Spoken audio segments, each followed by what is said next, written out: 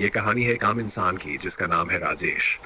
न कोई बड़ा सपना, न कोई बड़ी मांग, बस एक शांत और सादा जीवन जिसमें संघर्ष भी है, त्याग भी है और एक अधूरी ख्वाहिश भी। एंड साधारण शुरुआत। राजेश एक छोटे शहर छिंदवाड़ा का रहने वाला था। पिता एक छोटी सी किराने की दुकान चलाते थे और माँ एक गृहिणी थी। बचपन बेहद सादा था। स्कूल जाना, पिता की दुकान पर हाथ बंटाना और माँ के हाथ का सादा खाना खाना। कभी किसी से शिकायत नहीं की। उसका मानना था कि अगर किसी दिन दो वक्त की रोटी मिल जाए तो वही सबसे बड़ा त्योहार है। राजेश पढ़ने में ठीक ठाक था, लेकिन घर की जिम्मेदारियों ने उसे जल्दी बड़ा बना दिया।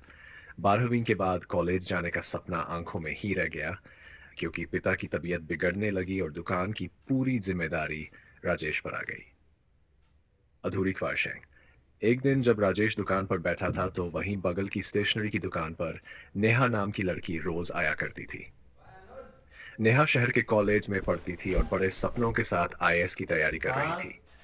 दोनों के बीच कोई बात नहीं होती थी, लेकिन राजेश की आंखें उसे दूर तक जाते हुए देखती रहती। नेहा कभी उसकी दुकान से बिस्कुट या चाय का पैकेट खरीद लेती तो राजेश का दिन बन जाता।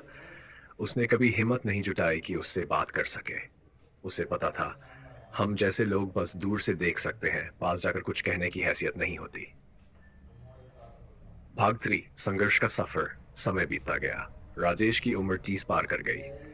मां का निधन हो गया, एक पिता लकवाग्रस्त हो गए। अब दुकान चलाना, पिता की सेवा करना और अपने लिए दो वक्त का खाना बनाना, यही उसकी दिनचर्या बन गई। एक दिन खबर आई कि नेहा ने यूपीएससी में टॉप किया है और अब कलेक्टर बन गई है। राजेश मुस्कुराया, लेकिन उसकी आंखें नम थीं। उसने उस दिन खुद से एक सवाल किया, क्या एक आम इंसान को कभी कुछ बड़ा सोचने का हक नहीं होता? आखिरी चिट्ठी। कुछ साल बाद राजेश की तबीयत भी बिगड़ने लगी। डॉक्टर्स ने बताया कि उसे कैंसर है।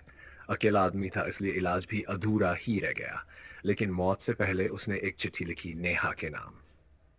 नेहा, मैं जानता हूं तुम मुझे नहीं जानती, लेकिन मैं तुम्हें हमेशा दूर से देखता रहा, तुम्हारी मेहनत से प्रेरणा लेता रहा।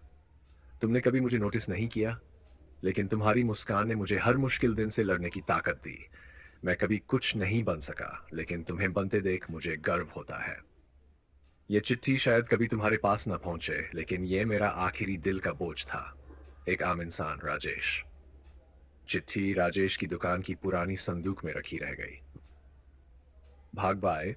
एक मोड़। कई साल बाद नगर निगम ने उस पुरानी दुकान को गिराने का आदेश दिया। सामान हटाते हुए मजदूरों को वह चिट्ठी मिली। किसी ने उसे सोशल मीडिया पर डाल दिया। कुछ ही दिनों में वह पोस्ट वायरल हो गई। किसी ने नेहा को टैग कर दिया। नेहा उस पोस्ट को देखकर रो पड़ी। उसे याद आया कि हाँ, उस किराने की दुकान पर एक लड़का बैठा करता था जो कभी कुछ कहता नहीं था, लेकिन उसकी आंखों में कुछ अलग सी गहराई होती थी। नेहा छिंदवाड़ा लौटी। उस जगह गई जहां अब सिर्फ मलबा था।